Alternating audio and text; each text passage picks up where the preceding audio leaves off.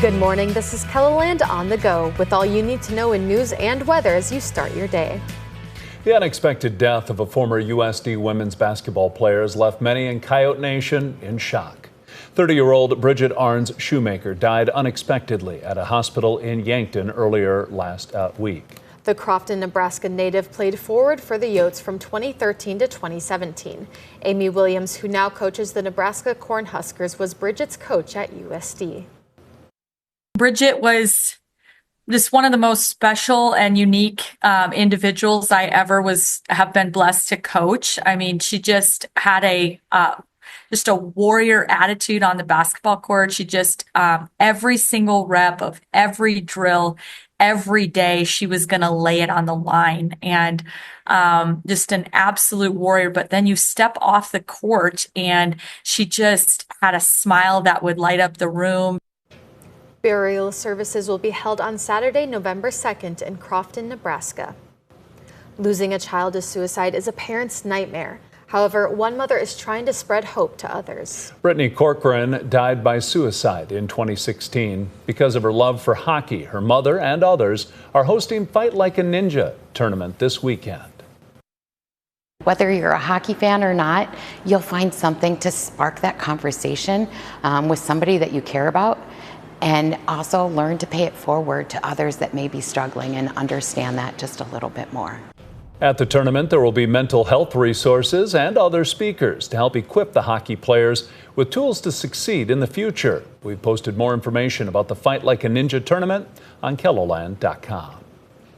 The Sioux Falls Storm says it doesn't have a place to play, so it'll be entering a dormancy period. According to a news release yesterday, the team explored places to play, but weren't able to finalize a venue ahead of the upcoming spring season. The indoor football team has long played at the Denny Sanford Premier Center, which met with owners months ago to discuss falling attendance. With those numbers down and the cost for everything going up, the Premier Center said it wasn't feasible to keep games in the building. While pausing operations this year, the Storm hope is to find a solution for the 2026 season. Now let's get a check of our weather with meteorologist Scott Munn. Seeing some rain and some snow out there this morning, Scott. Well, we had that during the early morning hours in South Dakota. That has now moved to the east, but it continues to rain and snow in the parts of Minnesota and northwestern Iowa this morning.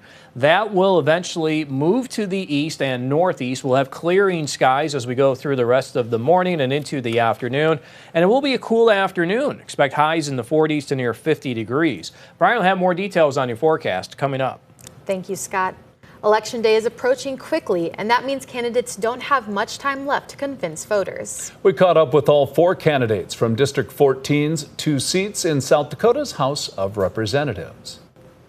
The thing about it, I just want people to stay positive, vote their conscience, vote for, the person that they think that going to make them feel better, make them, a good outcome and things to that effect. I'm excited to go door to door again on Saturday, and that's probably going to be my last time that I'll spend a lot of time at doors specifically. We've had a few events been going on where I could get to introduce myself to people. At this point, we're going to be all out in terms of just talking to as many people as possible, waving some signs. I think for me personally, it's going to be more the ground game. I did more advertising during the primary, which is probably the bigger race for me was the primary. I've been an incumbent. Motley and Block are Democrats, while Kaiser and Rayfelt are Republicans. All four have spent time knocking on doors. While Rayfelt is running for re-election, Block, Motley, and Kaiser would be serving in the state legislature for the first time if elected. Out about western South Dakota, depicting a lot of its hidden beauty of the land and its people. Freelance photographer Greg Lotza spent years shooting these photos that are in his new book called West River. It takes a lot of time to do a project like this, but it's a labor of love. It didn't feel like work when I'd go out there to do some of this photography. If you'd like to get a copy of West River, you can find it on Lotza's website or local bookstores. We have a link to his website with this story right here on KELOLAND.com. Beth and Trapper Saltzman from Viborg made their way to Greece earlier this month for the Arm Wrestling World Championship. The couple competed in both arms, with Trapper finishing fourth in both and Beth claiming fourth and sixth. While Beth won gold and bronze last year, Trapper had been out of the sport for several years. Despite that, several of the more than 500 competitors at the event knew him. It was interesting to have other competitors coming up to me that I had no idea, and they're from countries all over, and they knew my style, my technique, my matches from back in the day. Couples say they plan to compete at next year's World Championships as well. That's a look at some of our top stories. Now let's get one last look at your weather with meteorologist Brian Karstens. Brian? All right. Well, one of our big weather stories in weather today, snow in southwest Minnesota. Not just a little, too. We've had enough now in Worthington or around Nobles County. It's actually accumulating to slush on the roads. So I will say it, be careful on some of those spots. Advisories are in effect east and northeast of our coverage area. We get it up toward Mankato, north of there, and then into areas toward Minneapolis. So you can see the system here early this morning continues to move its way to the northeast. That's a classic wraparound system, isn't it, here? But Sioux Falls now on the edge. Things are kind of said and done. Rain gauge report. Sioux Falls at the airport, 5,200s. We've had almost double that number in the Canton area. And if you've got some rain totals you want to share with us, you share at KELOLAND.com, and we will put those together. Nice to get some moisture. This system really came to life overnight. It actually had some extra potential there, moisture that's wrapped around. So I know some of you are still staring at zeros. Nothing in the gauges out toward Mitchell and Huron. So if you're in an area that's missed out, keep watching the weather. This weekend, we got another storm on the way.